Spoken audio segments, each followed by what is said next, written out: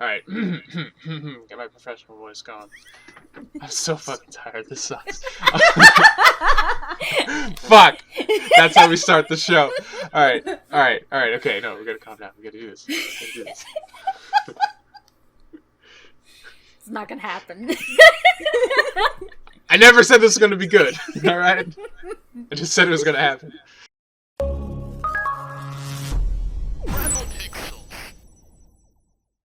What's going on, everybody? Welcome to the Rebel Broadcast, a show all about empowering and impassioning the DIY creator here on the web. This is transmission number 5. I'm your host, Tom Oliver, creator of Sources Lost, and the dude behind Rebel Pixels, the channel you're watching. And today, this is going to be like my first professional guest here on the show, and I mean that in more ways than one. Not only are the two people joining me today self-sufficient freelance illustrators, but they're also the first people I have had on the show that aren't directly like friends of mine. But I'm assuming after this, it's probably going to change because we're off to a great start so far. But if you guys remember, you viewers remember the first episode of the Rebel Broadcast, we had Norm, and she had mentioned that I have to have these two people with me on the show. So after a lot of procrastination and extremely in-depth preparations. I can't put enough quotation marks around that if I tried. Extremely preparations. We've made it happen today, so I'd like to welcome Rattlecat and Shrineheart to the show. How you guys doing? Doing pretty good. I was about ready to say tired, and I'm like, we're supposed to be awake. No, I mean, I'm tired. Like I said, the 1 hour of sleep, I'm not afraid to like just let it. I mean, if you watch my channel, you know that I have no. I'm not professional at all. Like, you know, I go on there and like, today I'm depressed, guys. This is what my video's about. That's true. Those are the best ones, though. They know I'm a hack. So if you guys want to like, the lesson of today's episode is that you can be professional without being professional. That's the secret sauce. So it's 11 a.m. on a Thursday, and we just got done playing Don't Starve together. So I mean, Don't Starve. That's like my life. It's not a game. Overwatch is our life. Right now, yeah. That's legit. So, today we're going to be talking about what you guys do, which is freelancing and making a business, making a living, I suppose, off of your art, which is like, you know, the dream that everyone would like to do. It's like fucking quit your job, punch your boss in the face on the way out, be like, I can draw, I don't need this shit, and you don't have to fucking listen to them anymore, and then you realize that you're the boss, then that's when shit gets real. But before we do that, usually I start off these shows with some little kind of bullet points full of questions to kind of help the audience get to know who the guests are in case they're not aware of their work, and this is their first exposure. And actually, it's a little different this time because outside of Norm saying, like, you gotta check these guys out, I haven't been following you guys' work very long. Nobody has. It's okay. I don't know shit about you either. So all I know is that they draw good and apparently makes them money. So that's all the credentials I need to get them on my show. That's it. That works. So if for the viewers, and I guess for me in a sense too, like, do you guys want to like kind of take like maybe 10-15 minutes, just kind of lay out, this is who we are, this is what we do, this is how we got into art, and maybe I'll kind of come up with questions as we go and kind of make it have some sort of structure. Sounds good to me. That works. You have the floor. Okay. Well, I'll let Rattles go first. First off, I'm Rattlecat, and that's Shrine because our Hello. voices tend to sound the same for some reason. But we are husband and wife, and we do freelance. I've been doing it since 2013. I think that's also when Shrine started. I started a little after you, but yeah, same year. Yeah. You had to drag me into it kicking and screaming. Freelance in the sense of we have no job. This is what we're deciding to do. I had made it a New Year's resolution. I was like, I'm going to make this my business. This is going to be what I do, whether I like it or not, despite the fact I already like it for obvious reasons. And pretty much just started it that way. And it just kind of exploded from there, despite nobody knowing us whatsoever. Yeah. It's really funny because a lot of people don't actually recognize our art or know us. but we get enough customers to pay the bills and handle things. And after they know us, good God, we cannot get them off our backs. Like, we only have gone to one convention in the sense of selling our actual work, and every single time we go to this convention now, we can't get away from people, even if we don't have a booth. We get stopped every few seconds, every time we walk into a different room, and I'm just like, I just want to go to Artist Alley and spend a lot of money. Can I just do that? You got to do what Andrew Garfield did that one time at Comic-Con, where he just dressed up in that shitty Spider-Man costume, just walked around everywhere. Yes, good. We'll just go in cosplay next time. They won't recognize us. Did you guys watch that video? That's the best video ever. Yes, he gets up on the mic and he's like talking to them about the Spider-Man movie, and then he takes the mask off and everyone flips their shit. Yep. Fantastic. Best way to enter. I mean, you're at a convention, so you can just cosplay. Just cosplay as like Power Rangers or something. No one will know. There we go. Nobody will know. Stealth your way around there. Reaper and Soldier, they both wear masks. Ooh, there we go. That's good. Keeping it thematic with things that are topically relevant today. I'm sure we'll be talking all about Overwatch at some point. You're what? You're 28, right? Wow. I don't know my husband's name. I'm 28. Shrine is 30. And I'm old. It's fine. contrary to the popular excuse of how long have you been drawing? Seriously speaking, since 2013 when we decided to do this whole resolution thing. Before that, it was maybe, at least for me, it was one picture of that a month, maybe a couple times a year. I didn't really care about art. I was a writer. I wanted to write. I drew a lot beforehand, but when we started doing commission work, I actually got serious about improving my work and getting better at it. So, right. Yes. I mean, like, there's a little bit more motivation to that point where it's just like, I could not draw, but then it also means I could not eat today. So yeah, I guess I should draw. And that's also something, you were talking about the whole punch your boss and get out of there. Well, for one, we've loved every job that we've had. And no, I didn't like my cashier job that I had for 2 weeks. Oh, okay. That was years ago. That was when I was like 17, but it's fine. I've liked every job I worked, but then again, I also tend to get cool jobs because I was gonna say you're blessed. As Shrine likes to always say, I am an outlier and should not be counted because all of the things that shouldn't work for people, it just happens for me. Rattles is like my good luck charm. Because, like, before Rattles, like, people didn't know anything about, like, I got more followers from Rattles. I get cool stuff because of Rattles. I fixed your anxiety. You helped me fix my anxiety. Yeah, to clarify that, I've had an anxiety condition for years. It got really bad, especially... Very bad. Like, did not want to leave the house, was literally scared of the mail arriving. Cried? She cried. Oh, no, this is my favorite part. Because this is when you're you know tell the it's spaghetti too far. Story.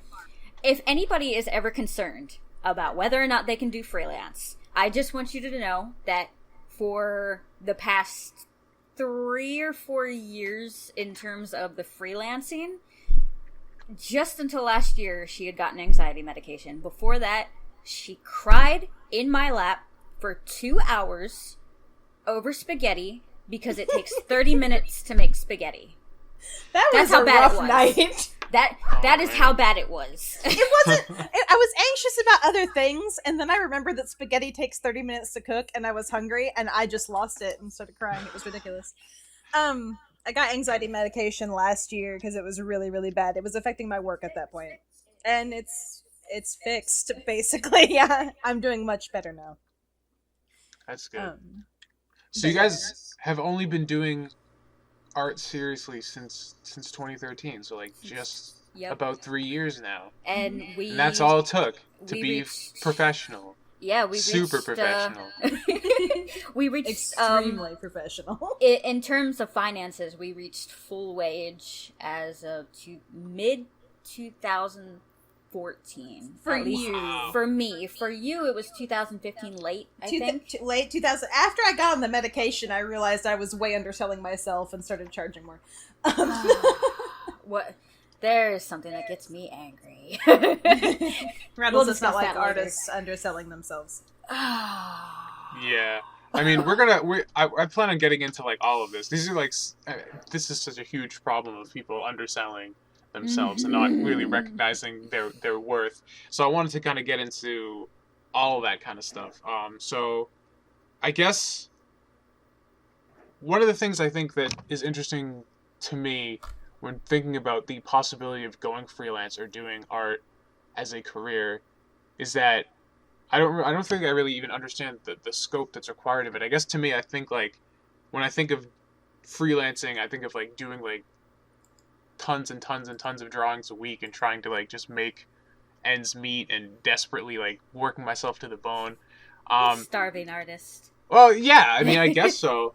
It's a starving artist concept, yeah. And you know, my friend Matt just started doing it, and he's making enough money to like quit his job and do drawing. He's like, he only does like a few drawings a month. Mm-hmm. So, and it's really weird, I guess, how that math works.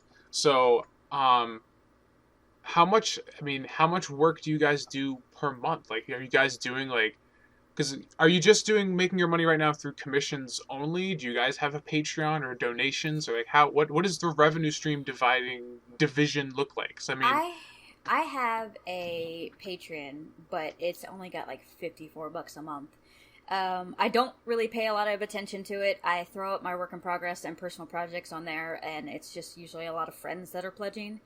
99% of all my income comes from commissions, and exclusively commissions.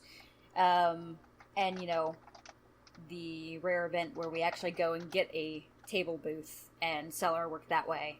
But, yeah, most of it's commissions. I have a Patreon, but I don't actually do anything with it. I need to like revamp it entirely. I've just been neglecting it badly.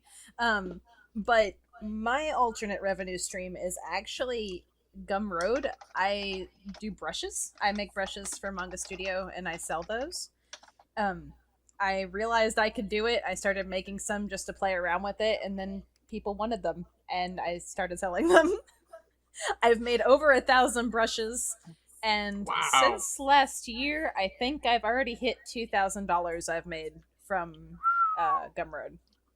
Yeah, that was something else I was gonna ask about, is that how you guys handle passive versus active income, because obviously commissions, you can make a lot more money like one-offs with commissions because you're doing specifically what people want, but a lot of people also do, you know, doing the convention scene or selling prints, because prints, it's a one-off thing. You draw it and then you can basically milk that for as long as people are interested in the print.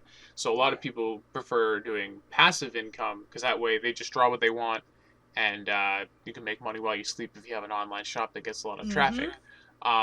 So you guys, it sounds like you're doing commission work and everything else is kind of just fluff, or how? That's a problem of freelance. You have all these issues before freelance that you're like, oh man, this is never going to happen. After freelance, too much work. That is what it comes down to. I get enough commissions that I keep a full queue every single month, regardless of what I do. But I want to work on the commissions. So when I have nothing and it's time to work on personal stuff, or, you know, stuff I could be selling in a shop, that doesn't happen because I'll usually be in a stream and be like, so who wants a commission, instead of making stuff I could be selling in a shop. Yeah, that's something I have problems with too, because when it comes to making things to sell, I have to sit down and like do it all in one go most of the time, because if I don't, I'll leave it and forget about it, or be like, I need to work on commissions instead, because the commissions are top priority. Recently I've actually been working on a charm set that I hope I can get made for Overwatch, because we're trying to focus a lot. They're goofy this year. And people like them. We're trying to break away from commissions in the sense of I'm fine with 5 to 10 commissions a month. Any more than that, and I'm just like, I could be doing something else with my time. It's a lot easier to satisfy a lot more people, including myself, with prints and stuff that'll last longer versus something specialized for one singular person at a time. And like as far as the passive income for like Gumroad, I'm making probably 100 to 200 a month off of it. More so when I release new brush packs. Yeah, and Gumroad pays weekly, so Yeah, it'll they pay be like weekly. 50 to 80 bucks into the bank account every week or so, depending on how often she makes them. Yep. That's pretty legit. Brushes, So, of all okay. things. I mean, it makes sense. I know you guys know Friendin, I'm sure. Mm-hmm. Love Brendan. He's my hero. He's one of my heroes. I use a Yeah. lot of his brushes. Yep. Him, I mean, Daub, and I think that's it, yeah. Him and Daub. yeah, they do good stuff. Friendin inspired me to actually start this channel because he did a bunch of the Wacom alternative reviews and stuff, and that's something I was really interested in, and I was like, I want to do that. So that's kind of where this channel came from. I was like, I'll do that in video form because nobody reads. Yeah, Yep. that's kind So of the realization I had for the brushes was I could sell these. He sells these. Here's some of the people that sell these. This is fun. And Right. nobody makes brushes for Manga Studio, so it's like somebody Yeah. has to do it.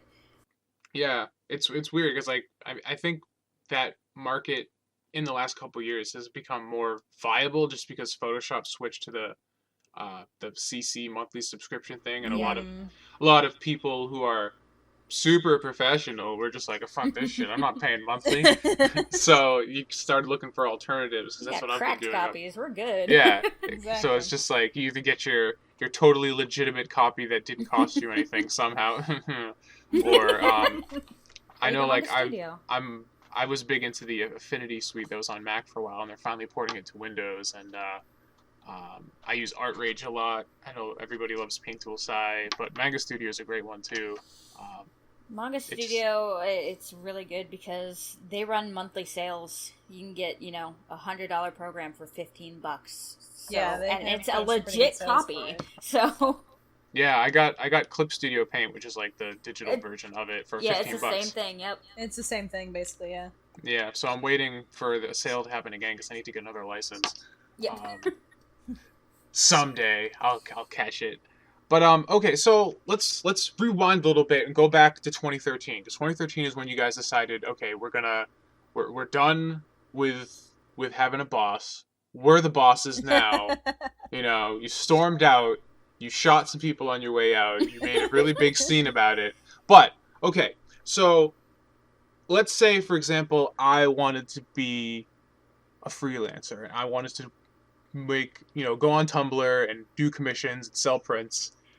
What's the structure? Like, when you guys did this in 2013, did you just be like, fuck it, we're drawing shit?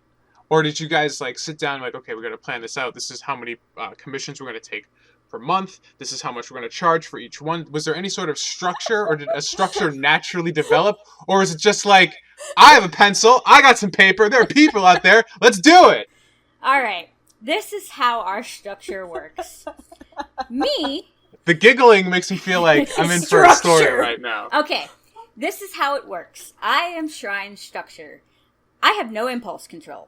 So, when I have an idea, 99.9% of the time, I will just do it regardless of what shit happens.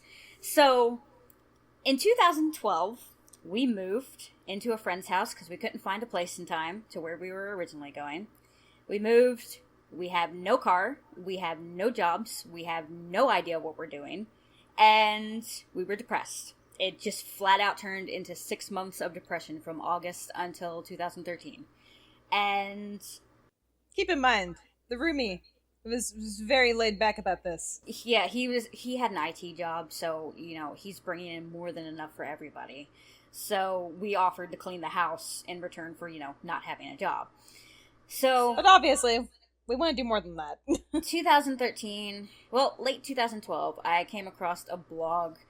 I'm very much into finances and business, so I'm always looking at business blogs and such like that, and I came across the guy that did a lot of blogging on, how to make money just having a blog and just writing on the blog, and he would talk about a lot of inspirational stuff about how he quit his job, ways you can go about doing it, and different ways you can approach it, and I was like, okay, This is getting me out of the gutter. I'll keep reading this until something happens. New Year's comes around, and I'm like, let's give this a shot. Originally, the plan was just improve your artwork to get to a state of commissions. And so I started drawing, and on Tumblr, I had seen somebody do a weekend deal. Pay what you want commissions. And I was like, if done right, that could work out very well.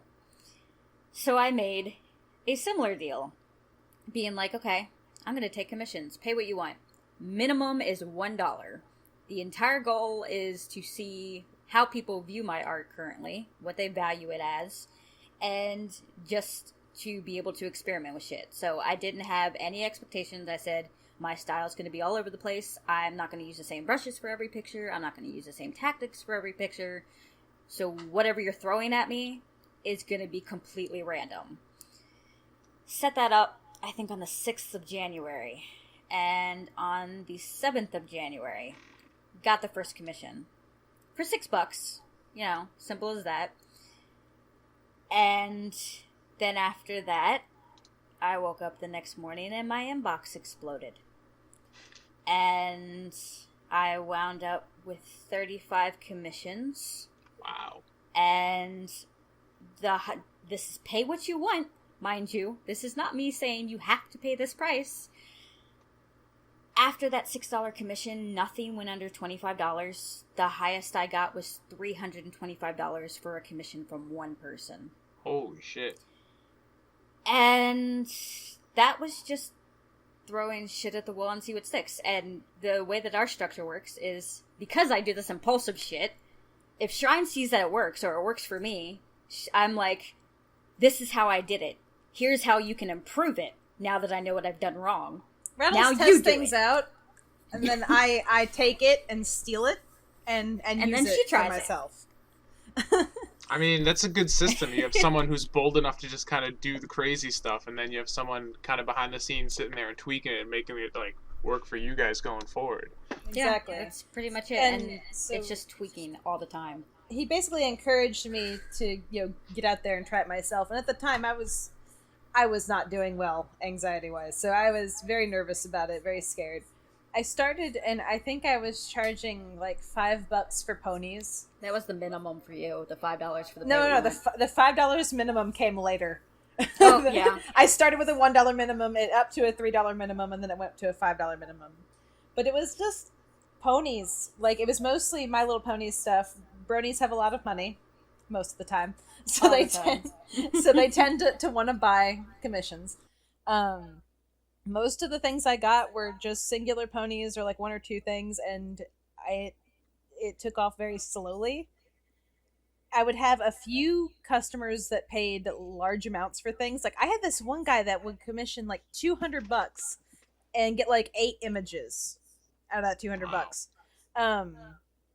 But as I'm doing each of these, I'm trying to learn things and get better with each image I'm doing. And eventually I slowly started upping my prices, like, $3 to $5 here and there. Rattles was like, you're doing this too slowly every single time. The minute I'd see something different, I'm like, okay, Shrine, no, try this. So when I got the anxiety medication recently, I retooled my prices entirely. Still too low. You always think that. I'm trying to think. The most I think I've ever been paid for a commission is like $250, something like that. YouTube banners. Well, no, that wasn't a YouTube banner. That was But actually YouTube banners in general. a comic or something, I think. I'm not sure. Oh, yeah, there was the comic deals that we got, which was kind of crazy, at least on my end.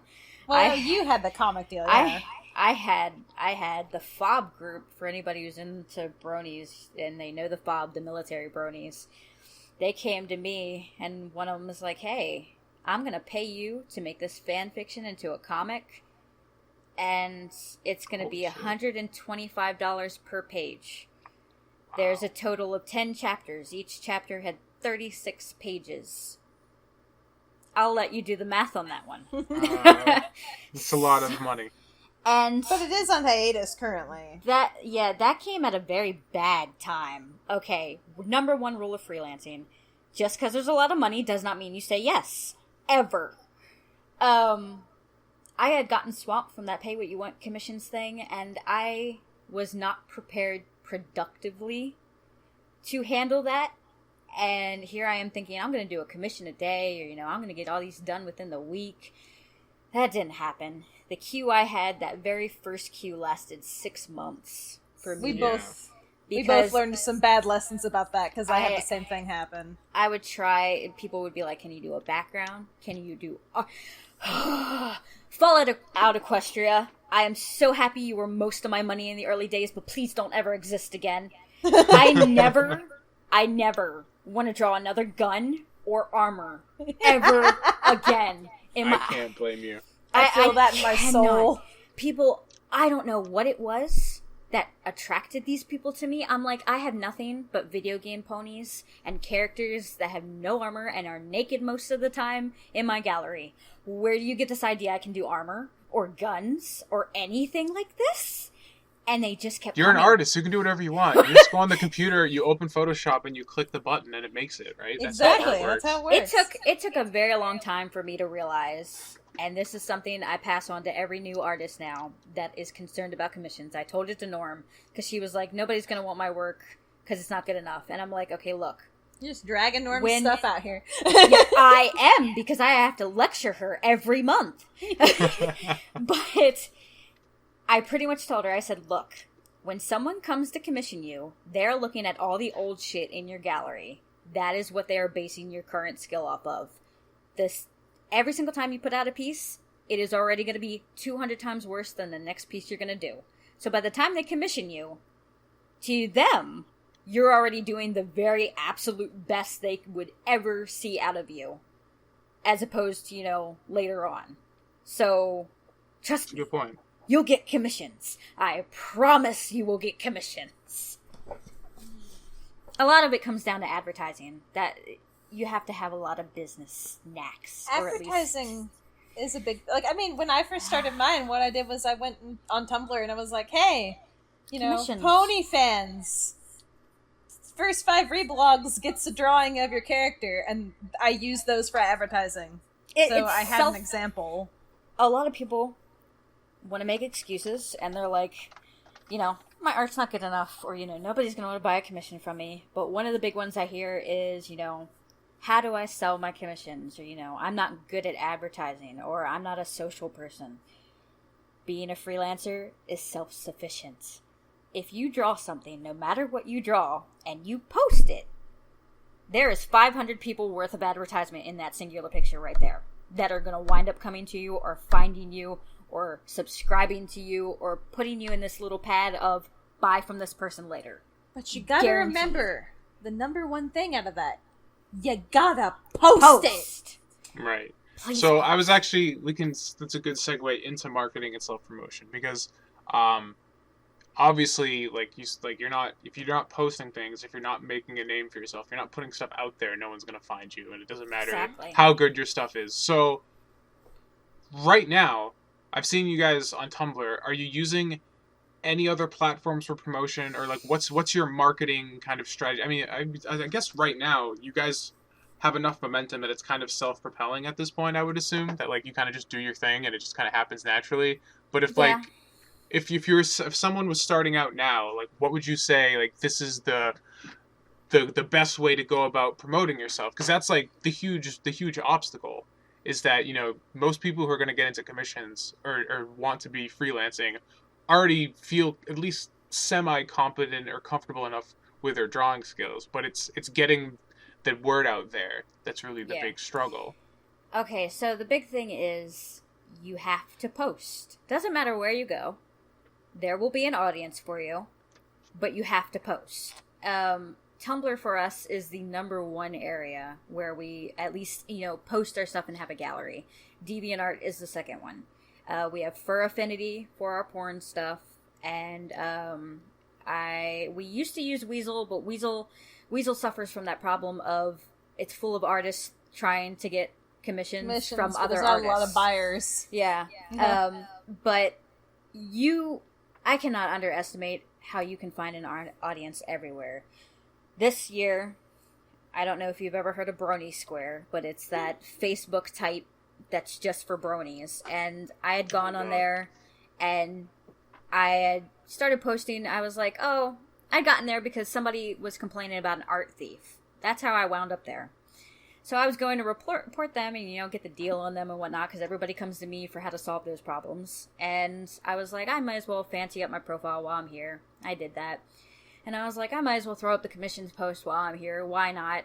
And a lot of people had commented on there being like, nobody's going to pay you anything above $5 for your artwork here. Or, you know, your art's not good enough to buy for $25 or anything like that. And I'm like, okay, that's cool. Because, you know, it's a legit thing. It's a site full of people under 18. Not a lot of them are going to have money. So I'm like, okay.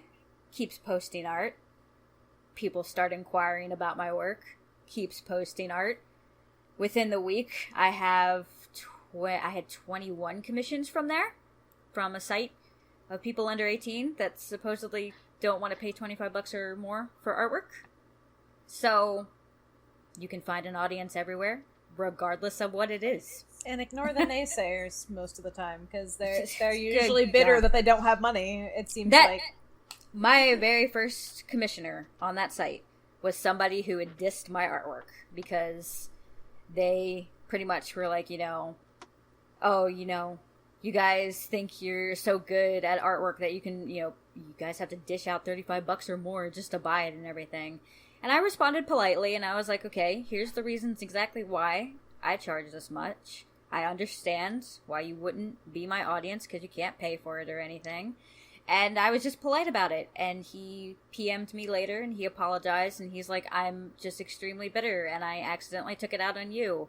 I've been trying to do commissions, and I want to be a better artist, but I see everybody else getting, you know, the cream of the crop while I'm just sitting here getting nothing. And so I was like, all right, here's how you go about doing that. And after I gave him the advice, he commissioned me. So there you go. Yeah. Funny how those things work. So, okay, this leads good into, you know, what we kind of alluded this to earlier. We're charging what you're worth. And so if you're starting out, how do you gauge where your prices should go? Should you base it more on like how much you feel it's worth, like your time? Because that's something to me is like, if I want to start freelancing and selling my artwork and stuff and getting back on that bandwagon, which I haven't done in a couple years. But I'm definitely more interested in doing prints and stuff, because like I drag my feet whenever I've done commissions in the past. So at this point, if I do commissions, I want to make sure that they're kind of high.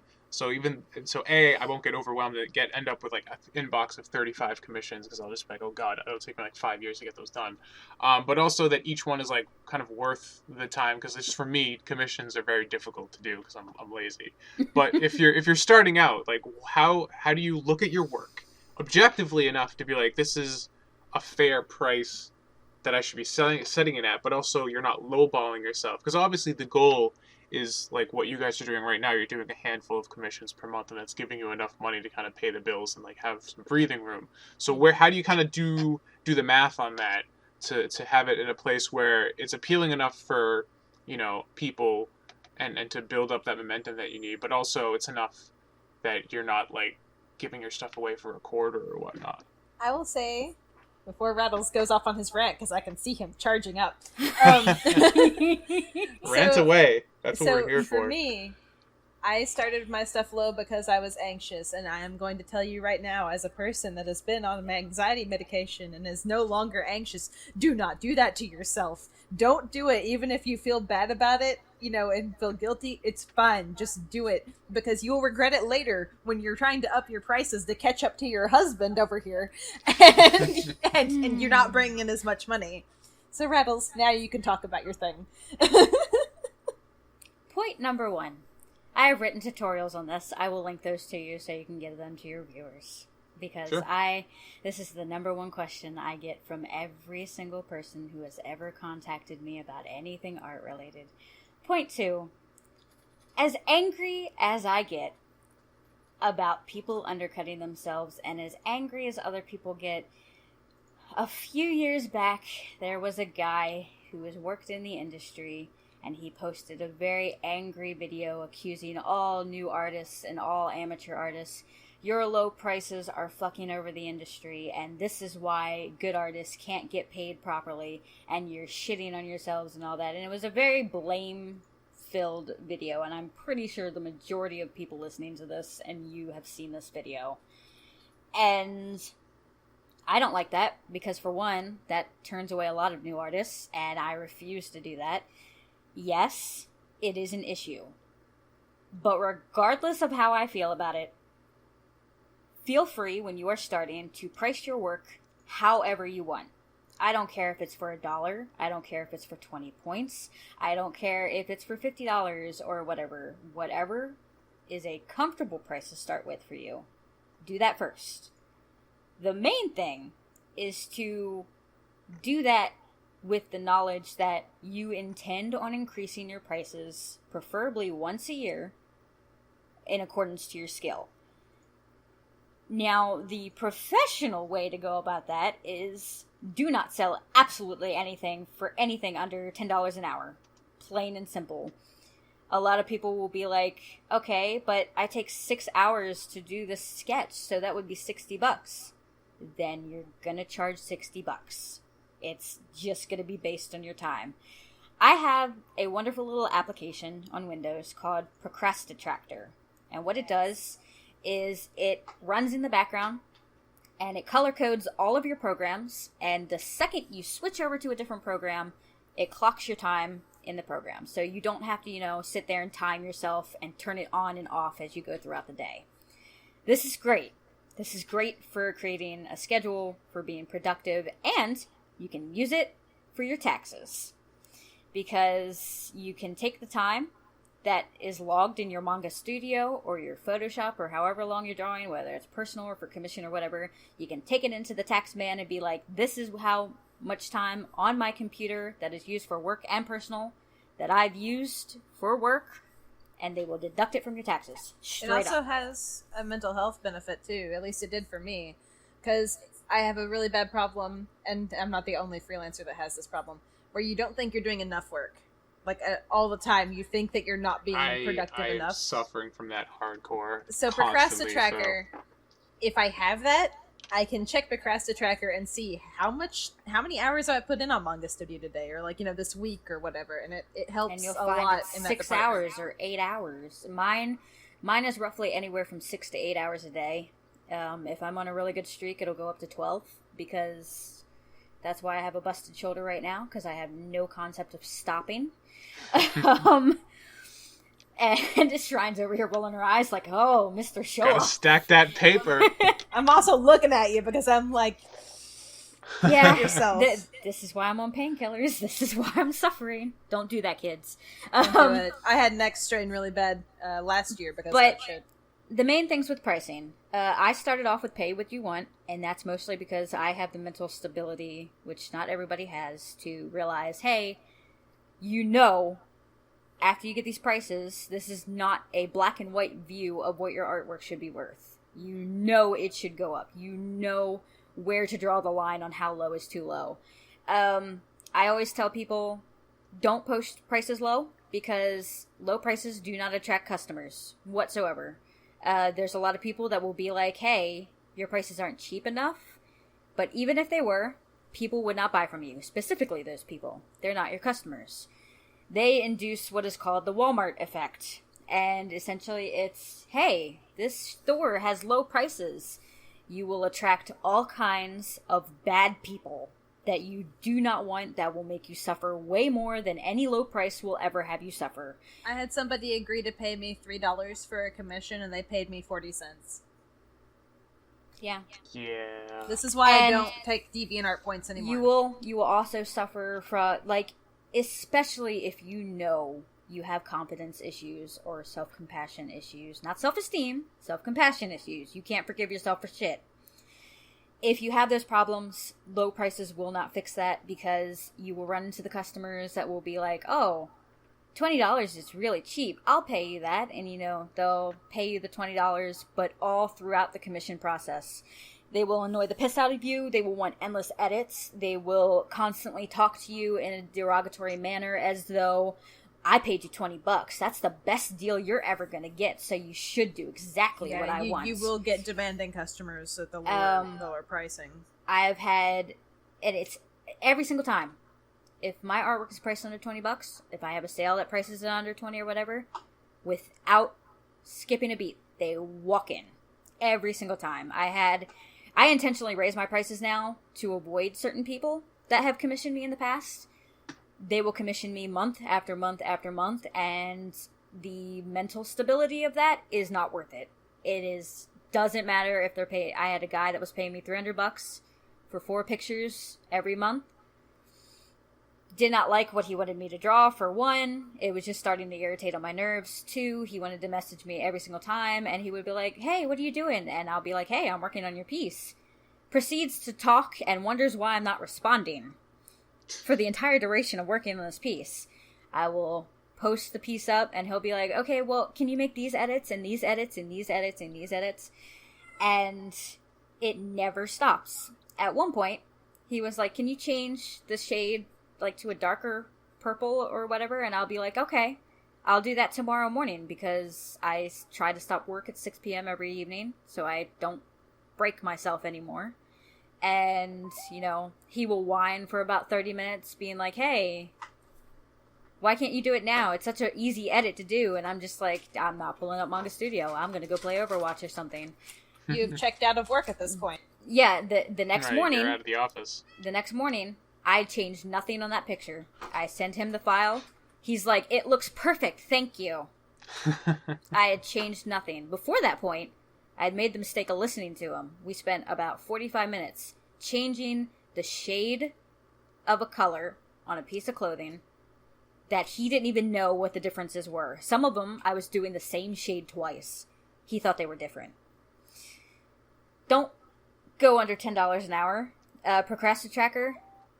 What I do is every time I start a new commission sheet, I will draw what I plan on putting on the sheet. So if you're doing sketches, take a few of your friends' OCs or your OCs, draw out the characters, see how long it takes you versus Procrastinator. From that point, if it takes you 2 hours to do a sketch, $20 for a sketch. If it takes you 6 hours for a sketch, because you add in a lot of detail, or it just takes you that long to research the anatomy, then it's going to be $60 if you're charging for the sketches. It's always going to be based on time. There's going to be a lot of hardships where you're like, well, I'm not making enough money to pay for this. You should be having a backup to begin with. Even if you are a successful freelancer, I always suggest having a part-time job. We don't have it mostly due to transportation. And we have 3 freelancers in this household and 1 graphic designer that works for the government. So we don't need to. But if you're talking of, living on your own or living with just you and a spouse and you guys want to cover your bases, have a part-time job. Work anywhere that you like, your favorite store, bookstore, whatever. Set your own hours so long as it's 25 hours a week. That will give you enough of a buffer. Or build up a really good, reliable, passive stream of income. Like the Gumroad. Gumroad shops, yeah. It's something that brings in that passive income or, gives you a buffer. If you do that while you're doing your commissions, and a lot of people will find this very hard because, you want to come home from work, you want to pass out.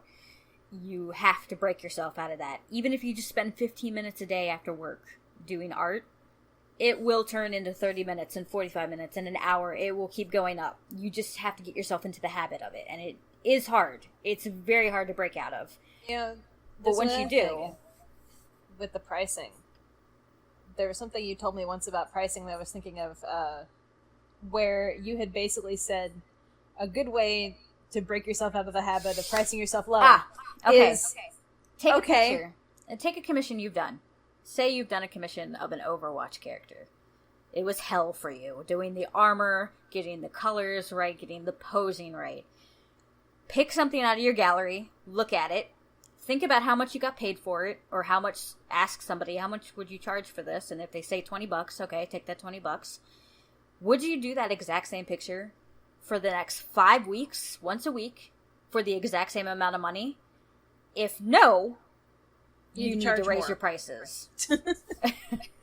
It's a good rule of thumb. That worked really well for me. And because the biggest thing with freelancing, it's not you know, I'm not bringing in enough money. It's not, I'm not advertising enough. It's not, people don't like my work.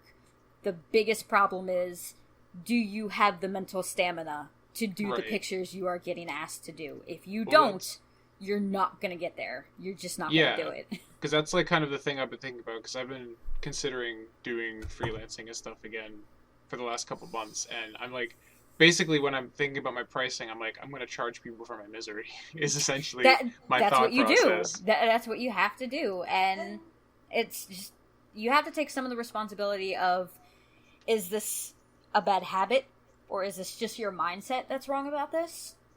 And then Right. the other half is how much of this is actually the customer is just too frustrating to work with. And you also have on the opposite end of the spectrum, you have the issue of you enjoy the work. If you really like drawing, which I do, it's been something I've done since I was a kid. It's literally what I go to when my hands aren't busy. It's like I end up with the problem of I lowballed my work for a long time because, well, it doesn't feel like work. It's fun. Exactly. And that's why Rattles used the example of take the worst picture, the picture that gave you the most hell to go through, because I was thinking about all of the pictures that took me like 2 hours and were a lot of fun to draw. I'm not thinking about the hard stuff, you know. So I wasn't pricing my stuff accurately because for me, drawing is fun. My job is fun. I like it. And if you have a lot of fun on a commission that you do, feel free to charge whatever the hell you want. Give them a discount. I always give my customers discounts. If I love the characters that they've given me, this is why in the Brony community, I will only do OCs instead of canon characters, because right now the show just irritates me to a point where I don't want to draw any of the canon characters. But if you give me OCs that are awesomely designed or have a really cool color scheme, or I've read their backstory and it's really cool, I will usually give you guys a discount because it's going to be fun to draw, or it barely takes me any time to draw it, and it's just easy to come up with ideas. I'm sorry. I'm just like, man, you know, I would give discounts to people if they ship themselves with somebody who isn't Twilight Sparkle. Because if I have to draw another shipping picture with Twilight God. Sparkle... Like, I mean, I love my customers, but it's just, for some reason, it's always her. So it's that's the one you're totally I get. right. That is, I don't get it. So I guess I want to kind of switch gears a little bit and like kind of go a little bit more into something we kind of touched upon a little bit. And that's like the business side, and this is the intimidating part, right? Because if you guys are freelance, you're self-employed, you're paying your own taxes, you have to make sure you're like not screwing that up. Because right now I've been self-employed through YouTube, doing YouTube and Patreon stuff since 2013. Like, I guess when you guys started doing art. So I know all about the like, oh, you have to like put aside money because you have to pay your own taxes because it's not getting taken out of your money and crap like that. So do you want to talk a little bit about like dealing with the business side or dealing with the adult part of it? Because it's not, you know, because you're doing a business, like it's not just the drawing, you're also doing the marketing, which you kind of talked about a little bit, and it's also like you have to be the boss, you know. It's not that you don't have a boss anymore, you're the boss guy, so now you have to do all the maintenance and grind work that nobody likes. So is there any advice or kind of experience you've had with like dealing with things like taxes or dealing with keeping track of money and things like that you'd want to pass on? It costs $330 to have an H&R Block advisor look at your self-employed work and set up the forms for you. I currently owe $550 in taxes.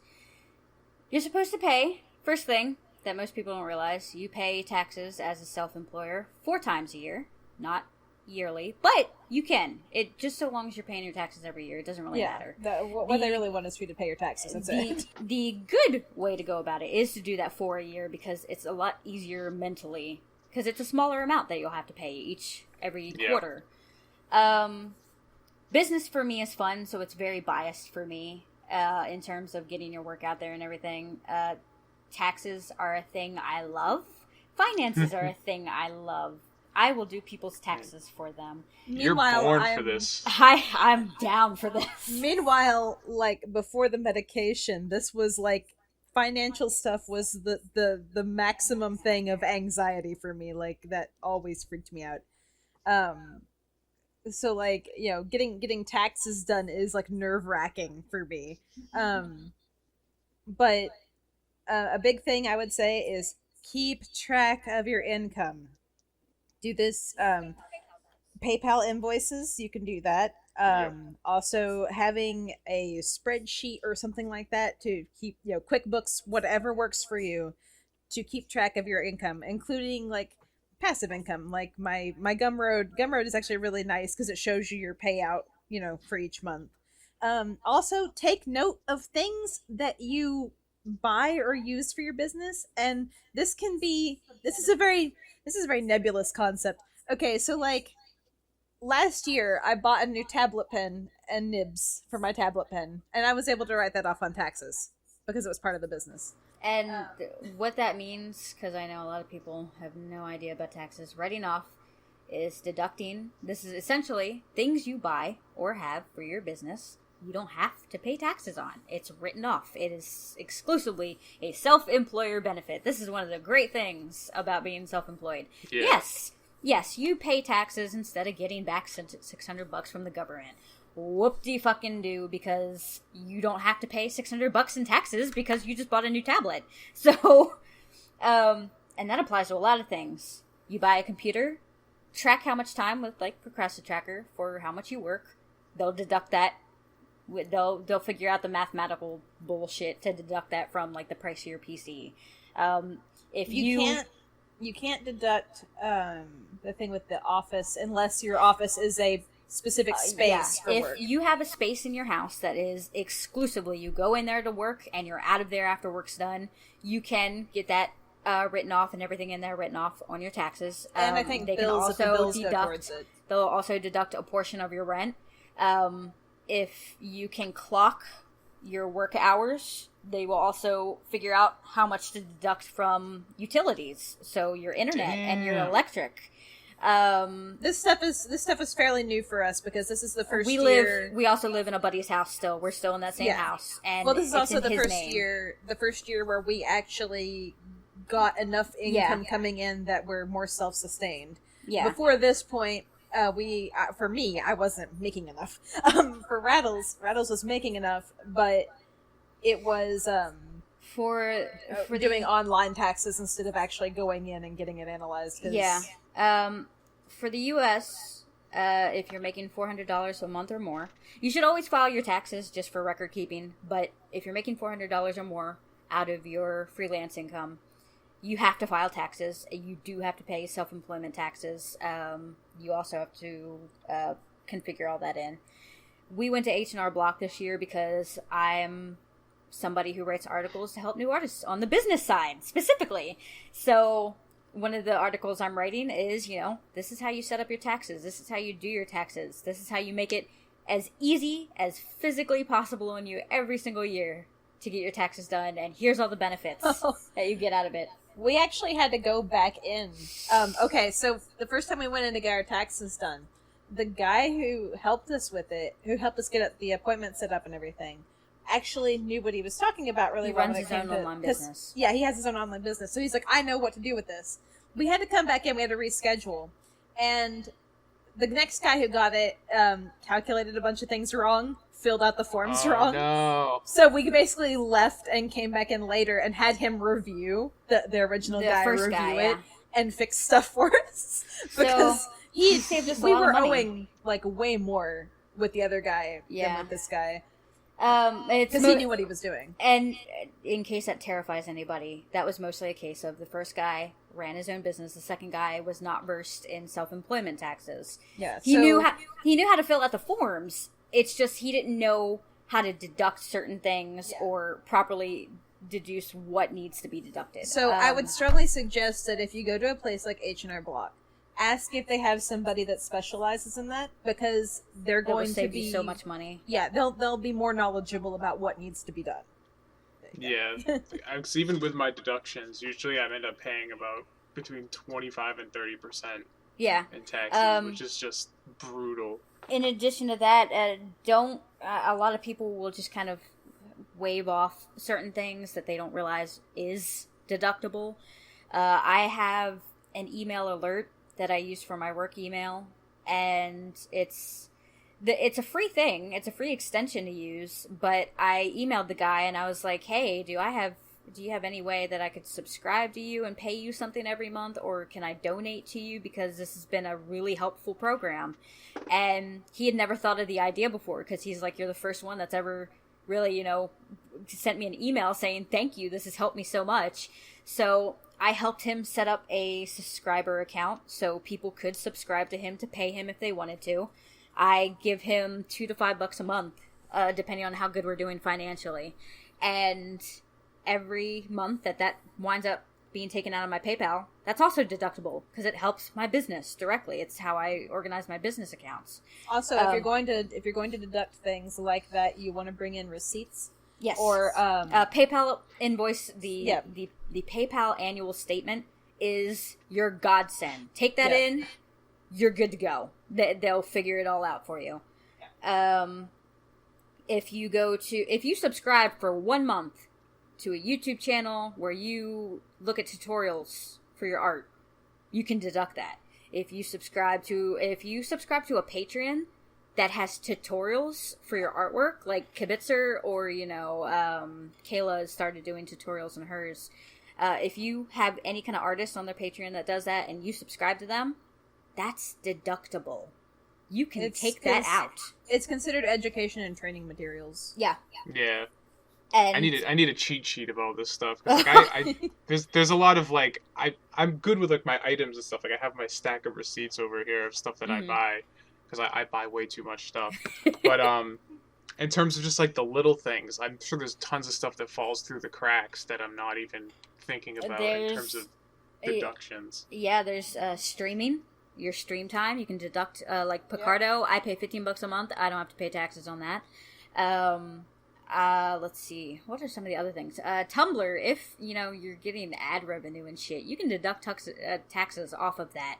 Because if it's strictly your art blog and it's dedicated to your business, you can deduct that. Anything that's directly related. That's another thing that's related to marketing or advertising, but men, have a dedicated art blog. Don't mix it up with your personal stuff. It's just not a good idea. Like, it's bad for advertising in general. It also doesn't look very professional. Like, it's good to show your personality on your art blog, but it's better to have a dedicated one, in my opinion. Remember that people think of Tumblr. When somebody sees a shit post from you, they're gonna want to follow you because of your personality. When someone sees artwork from you, they're going to your blog to see your artwork, so you don't want to have a lot of text posts or anything unless it's directly related to your artwork. So having that separated, you can still link them together, and you can still reblog from each other and do all that fun shit. But however people come to your blog, that's the thing they want from your blog. So if you have a personal blog, it's going to be for you. If it's for your artwork, have something for that. If it's for your porn, have a specific porn blog. We each have a Safe for Work Tumblr. We also have a Not Safe for Work Tumblr, specifically for those customers. And it attracts those audience. And it all overlaps. It's not a case of, well, I have more followers on my Not Safe for Work than I do my Safe for Work. It's okay. It just means you have more audience for your Not Safe for Work. Right. That's potential money. It's all money coming into your PayPal in the end.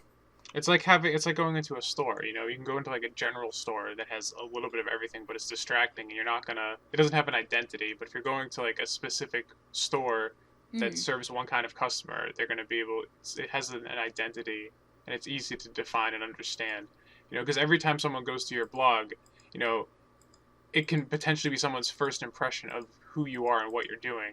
So if you send a very clear message, it's going to be very easy for people to follow and to get more invested in your artwork if it's just the artwork. Because a lot of the times if I have to dig through a bunch of like shit posts and reblogs and stuff, I'm just like, I don't even know it might not even be clear that they do commissions or they offer their art for sale. Like I might not even know that it's their work, because if it's buried under a bunch of reblogs and stuff, where's the reblogs end and their stuff begin? The message gets mixed up.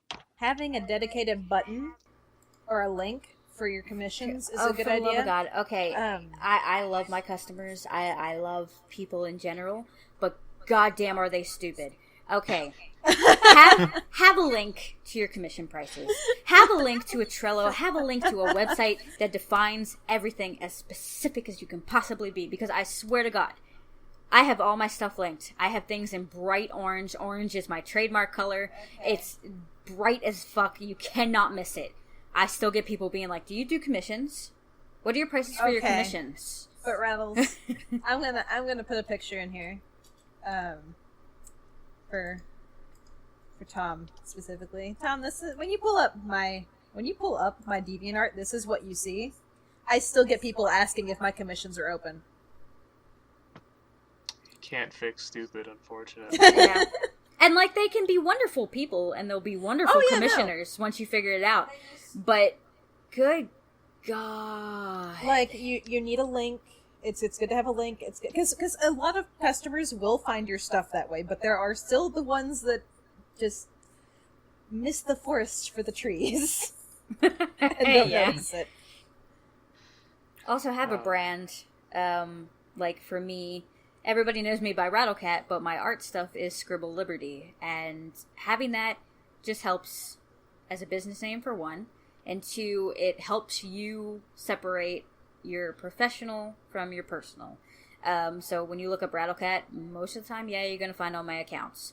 But Scribble Liberty is where you're going to find all the art-specific stuff and all the business-related stuff. And it just helps immensely on trying to separate that stuff, even just mentally. Even if your customers are like, wait a minute, you're Scribble Liberty? Which is another thing I get all the time. And it'll be like, yeah, these are all my commission prices. Go have fun. And that's it. Meanwhile, mine are very close together, but you know. Yeah. I've just had the name for so long. And it works. I mean, it's not terrible. Right. It's not terrible. Damn. I guess. Under the bus. He does this all the time. It's fine. I'm used to it. It's required. So, I guess maybe to kind of close it out, like, what's you guys' current workload? Like, are you guys, how many pieces do you seem to do? Because you guys are making, you know, enough money to support yourself. So how many pieces do you guys normally do, like, per week, per month, or whatever? Does it fluctuate depending on what people ask for? Or do you kind of, because I know a lot of people, like, when they open commissions, they have, like, 5 slots, 10 slots, and they fill the slots and then they do their thing. Do you guys kind of wing it? Or do you have a kind of structure at this point? I will let Shrine go first on that one, because I can talk for ages on this stuff. I have no structure. I've tried. I don't know why, but I have a really hard time keeping any kind of structure when it comes to commissions. What I do is I use Trello to organize my stuff so I can keep track of it. And that way my customers can see like what they need to pay on, that sort of thing, because I have markers for that. Can I ask what Trello is? Yes. People don't know. Trello is. I'm going to show them mine because I just made mine fancy. It's an excellent website. It's basically a list-based website. It's like a to-do list. It has a bunch of cards on it. You can sort them into larger cards, and you can open them to see like checklists or notes or pictures, things like that. So basically, the way that we use this is, for mine, everything's color-coded. Rattles is a little bit different than mine. Hang on, let me pull this up here. There's mine. But for mine, everything's color-coded. On the left, I have labels for each saying if they're finished, they're paid, if I'm waiting on payment for them, etc. I have my commissions that are listed in queue, which is, here's the progress. There's a little checklist on most of these. I just check them off as I get things done. Here's the sketch, here's the ink, have the person paid, yes or no, that sort of thing. And then I move my finished ones over to the right. This helps me keep track of what I'm doing, because otherwise I've had commissioners slip through the cracks before and just, haven't gotten back to them for a long time. This keeps me from doing that. This keeps me on task. I kind of just leave commissions open and take commissions as as people come to me. I'll do sales sometimes if my, commission list is really low or things like that. But I don't have a set turnaround time. I don't have a set, time span in which I work. I tend to try to work every day. That doesn't always happen. I tend to try to get things back to people very quickly. That doesn't always happen. A large portion of that has actually been because recently Rattles, myself, and our roommate have been having health problems. So there's been a lot of doctor's visits. And that's been cutting into time because we go out to a doctor's visit, Exactly. We go out to a doctor's visit and we get wiped, energy wise, and just crash out for several hours. Right. But when I sit down to do work, I try to work for a good, like Rattle said, 6 to 8 hours time span. So there isn't a direct turnaround time, but I do try to, keep my customers notified. I have the Trello up, and I also email them updates whenever I've, gotten significant amount of progress on their work done. For me, okay, here we go. Number 1 tip: experiment, fuck around, do whatever. My setup will change if I am no longer comfortable doing it a certain way. I don't always keep it the same way. When I started, I do 10 slots a month. I would not really have a turnaround time aside from, a month to do each of the commissions. I had changed that recently to where I would take 10 slots, they'd be filled up by the 1st, and I would complete them all by the 15th of the month. I don't work weekends, and I will work at least 6 to 8 hours, and I stream to keep track of that. I do have a timer on my stream, so I know I'm getting the work done, in addition to Procrastina Tracker. That changed because of all the health issues, and I was also finding that during the 2 weeks I was supposed to be working on commissions, I wanted to do other stuff, and then for the 2 weeks I'm supposed to have for free time, I would wind up wanting to do commissions. So I tossed that completely out the window.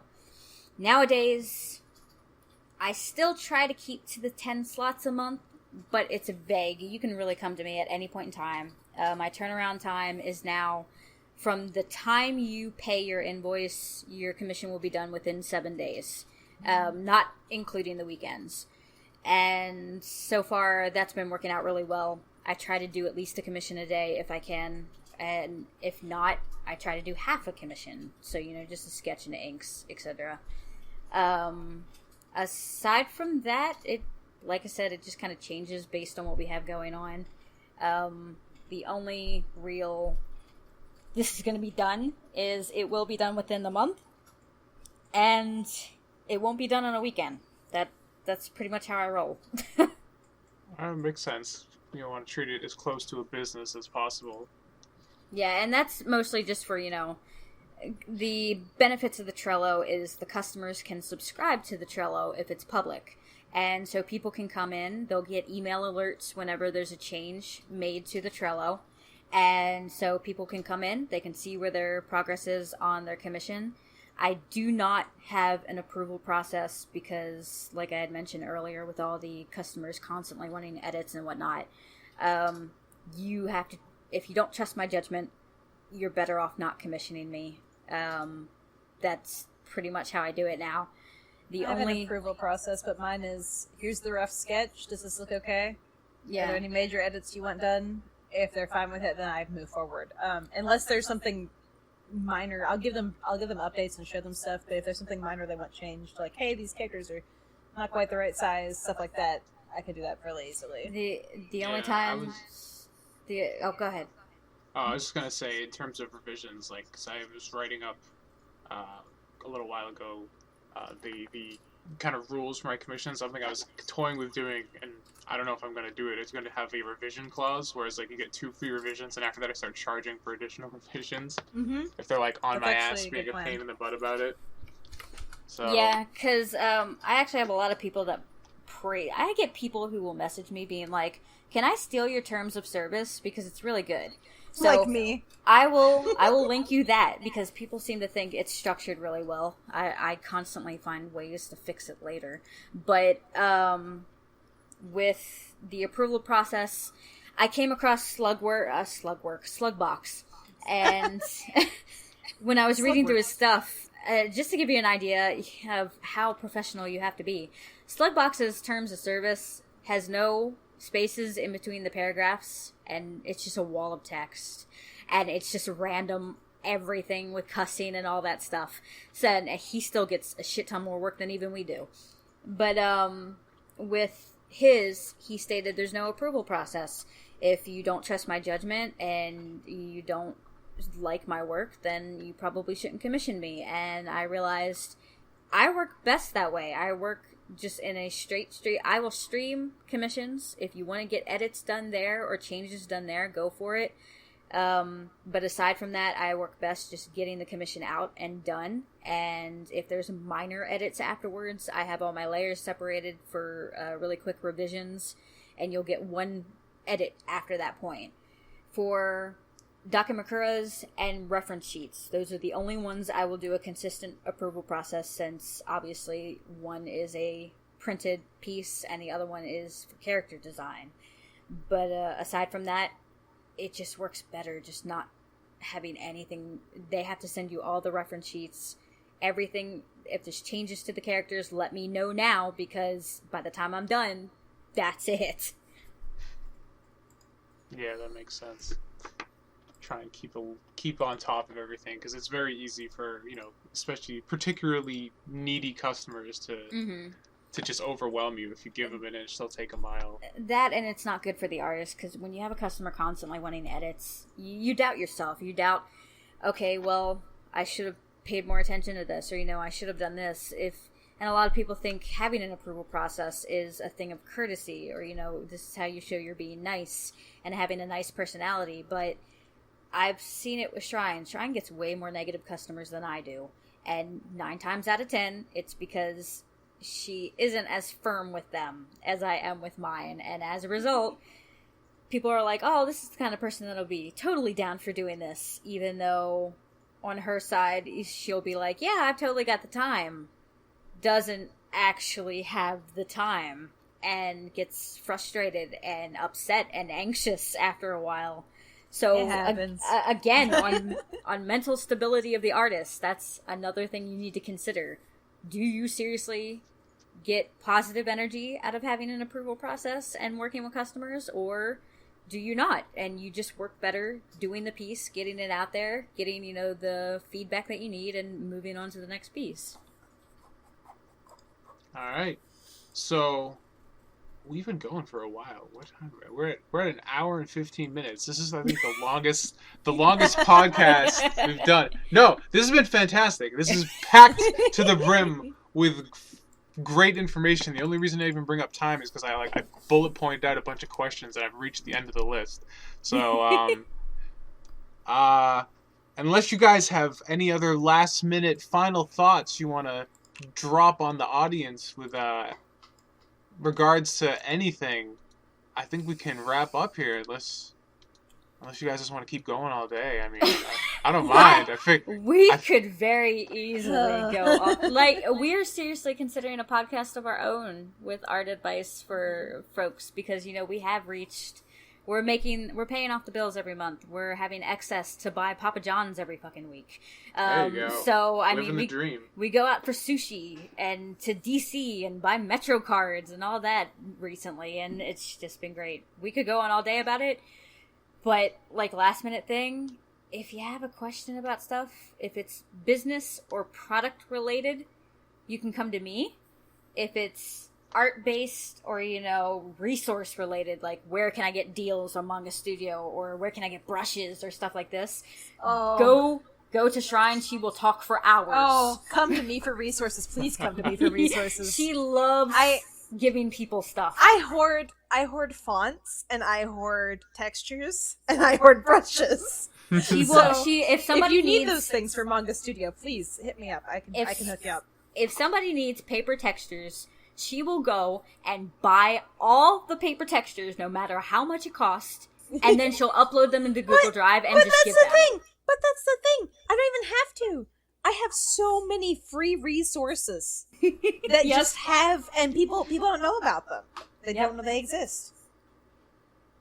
I'm sorry, everybody. Did we wake you up? We woke up the cat. Uh-oh. We've gone too far. That's how you know we've hit our time limit. The cat has awoken. You guys are doomed. All right. So I guess that brings us to the end. That was good. It was a good conversation. We kept it super professional. My lack of sleep was not as bad as I thought it would be. So we talk enough for you, so it's okay. Exactly. We would have still went going. Exactly. You guys had this on lock. I didn't have anything to worry about. So I'm gonna put all the links to everything we've been talking about. You guys' blogs, commission info, Trello, everything, anything you want can be in the description. Do you guys just want to quickly shout out so people can hear you, your links, and where you can find your stuff? Well, Shrine just gave all of it to you for the description, but most of my stuff you can find me at Scribble Liberty with a hyphen in between at tumblr.com, and It's Shrineheart. Shrineheart.tumblr.com. Shrineheart. I'm Shrineheart basically everywhere except for Fur Affinity. And my porn blog. All right. Well, thank you very much, both of you, for showing up. I had fun. I'm sure the viewers did too. That was very, very educational episode. It's a topic that I was really interested in knowing more about because, again, I'm interested in pursuing that path once more. So I got a lot out of it. I'm sure other people will too. Definitely have to have you guys back on at some point. that's fine. Talk about I'd be other down stuff. for that. And if you need somebody to kick your ass besides Norm to make you do work, I will gladly I need do all so. the ass kicking I can get. 'Cause, I know all about that anxiety life, so It takes All right. time. yeah, it's one step at a time. It's just I'm going too slow, so whatever. You are going at the speed that is all you need. If you want to go faster, go for it. But if you want to take your time, you have years. It's okay. I'm like Sonic. I gotta go fast. Life doesn't end at 30. I figured that out when I realized I was still alive this year. It's fine. It's fine. Take your time. Most of the people that we admire, Noah Bradley or whoever, I can't remember his name, that runs FDZ school, most of those people are in their 40s and 50s. You have plenty of time, and they don't even know what they're doing, so it's okay. Nobody knows what they're doing. We're just making it to the best of our ability. Yep. There you go. The final word of wisdom. Nobody knows what the fuck we're doing. Just do it. Oh man, and all else fails to Shia LaBeouf it. All right, we did it. We closed out with a meme.